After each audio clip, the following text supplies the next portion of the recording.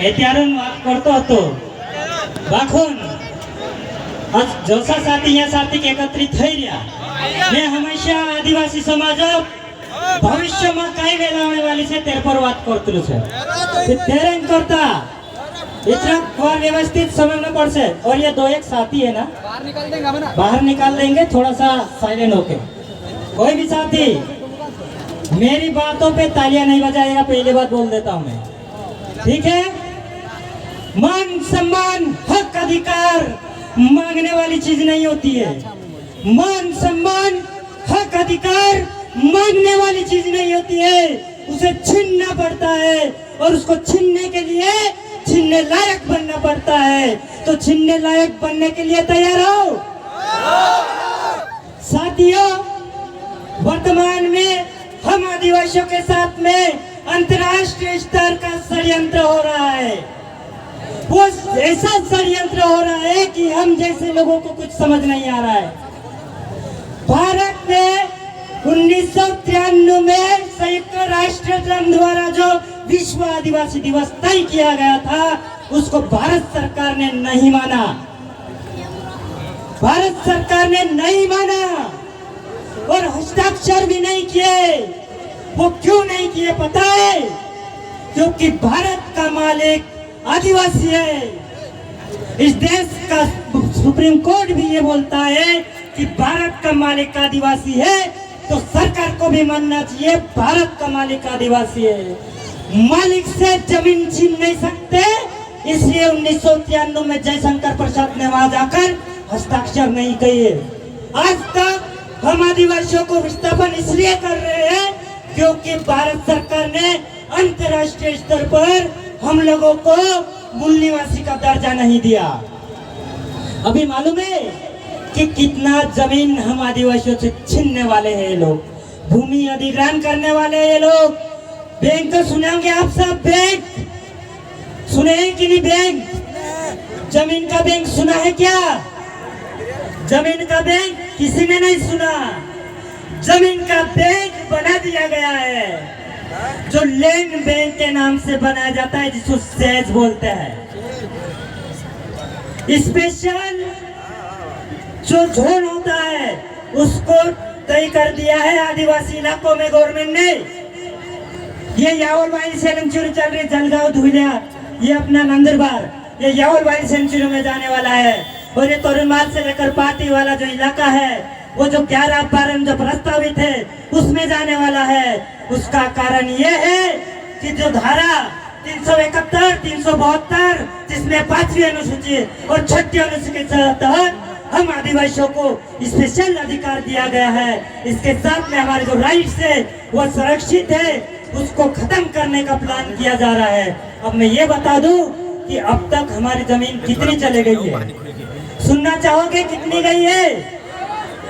4 lakh hectare जमीन 7 sister राज्यों में चली गई है। और में जो महाराष्ट्र में जो जारी है उसका तो कानून बन गया है, उसका विरोध करेगा वो क्या कहलाएगा? देशद्रोही। क्योंकि जनहित का काम का जो विरोध करता है वो देशद्रोही कहलाता है। तो हम विरोध भी नहीं कर सकते, इसलिए सरकार ने फॉरेस्ट कंजर्वेशन एक्ट बनाया। फॉरेस्ट कंजर्वेशन एक्ट यानी वन संरक्षण संवर्धन अधिनियम 2023। चिंता करने की जरूरत नहीं साथियों। मिशन मध्य भारत आदिवासी बचाओ आंदोलन ने सुप्रीम कोर्ट में याचिका लगाई और उस कानून के लिए स्टे लाया है। अगर हमारी जमीन को बचाना है तो हमें एक मूवमेंट खड़ा करना पड़ेगा। और मूवमेंट कैसा रहना चाहिए? जो नाचने कूदने वालों की एक जो परंपरा होती है वो तो होती है, लेकिन जो दिमाग है हमारी खोपड़ी में उसको तैयार करना पड़ेगा।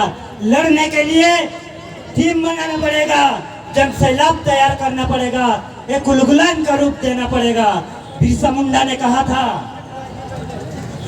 जो व्यक्ति दिमागी रूप से मरा हुआ रहता है वो जिंदा होकर भी मरा हुआ रहता है। इसलिए हम अगर जिंदा है तो जिंदा नजर आना चाहिए, और जिंदा नजर आओगे ही तभी तुम हमारी जमीन का रक्षा कर सकते हो। साथियों, ये बात मैं इसलिए बता रहा हूँ क्योंकि भविष्य में हमारी जमीन छीनने वाली है, उसके पास किसी के पास भी कोई तोड़ नहीं है। अगर लड़ने जाते सरकार मिलिट्री आगे करते हैं। जो कानून में मिलिट्री शासन लागू कर दिया गया है, जिस देश में संविधान लागू है वहाँ पे पुलिस का काम होता है, लेकिन जिस देश में संविधान लागू नहीं होता है वहाँ पे मिलिट्री शासन होती है। लेकिन भारत के आदिवासियों को बालाघाट हो गया, छत्तीसगढ़ हो गया, चारों तरफ से मिलिट्री लगा दी गई है और हमारी जमीन को छीना जा रहा है। तो सबसे पहली बात इसका निराकरण ये है कि भारत को अंतर्राष्ट्रीय स्तर पे आदिवासियों को बचाने के लिए अंतर्राष्ट्रीय स्तर पे मूल निवासी का दर्जा होना चाहिए और इसके लिए आप लोगों को मूवमेंट खड़ा करना पड़ेगा। और मूवमेंट तभी होगा जब पूरे भारत के आदिवासी एक होंगे। हमारे टंट्याबीर, बिरसा मुंडा और जितने तमाम क्रांतिकारियों की विचारधारा और उनके संघर्ष अगर अपना लिए तभी होगा, नहीं तो नहीं होगा। अगर नहीं कर पाओ तो 5 से 6 साल के अंदर विस्थापित होने के लिए तैयार हो जाना और मरने के लिए तैयार हो जाना। अगर ये चीज अगर ऐसा हो तो आप लोगों को एक मूवमेंट तैयार करना पड़ेगा, लड़ने के लिए एक आंदोलन तैयार करना पड़ेगा और एक मूवमेंट चलाना पड़ेगा। मैं ज्यादा बात ना करते हुए, समय का ध्यान रखते हुए अपनी वाणी को यही विराम देता हूँ और 2 नारों के साथ में मैं अपनी बात को खत्म कर दूंगा।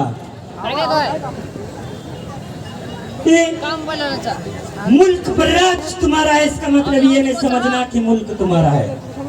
ये दुश्मन के जो अपने आदिवासी विरोधी विचारधारा है उसके खिलाफ मैं बोल रहा हूँ। मुल्क पर राज तुम्हारा, इसका मतलब ये नहीं समझना कि मुल्क तुम्हारा है। और मुल्क पर राज तुम्हारा, इसका मतलब ये नहीं कि मुल्क तुम्हारा है। दफन है पीढ़िया हमारी, जहाँ पर घर तुम्हारा है, जहाँ पर घर तुम्हारा है। जय आदिवासी जिंदाबाद, जय बिरसा।